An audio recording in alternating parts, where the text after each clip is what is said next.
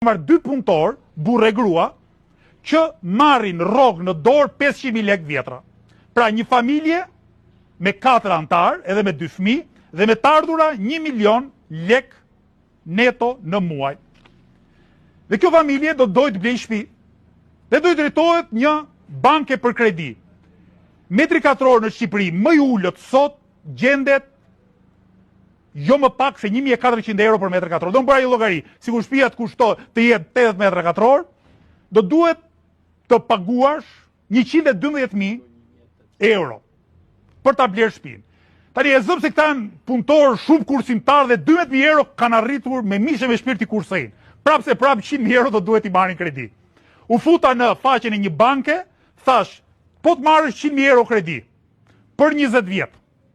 Sa duhet jetë kosti kredit çdo muaj? Dhe banka më tha automatikisht, do duhet paguash 650.000 lekë muaj. Pra kjo familje mesatare me 1 milion lekë të ardhura në muaj, po të blej shtëpinë më të lirë në Tiranë për të futur kokën, do duhet që 65% të ardhurave të veta, pra 650.000 lekë muaj, ta paguaj kredi.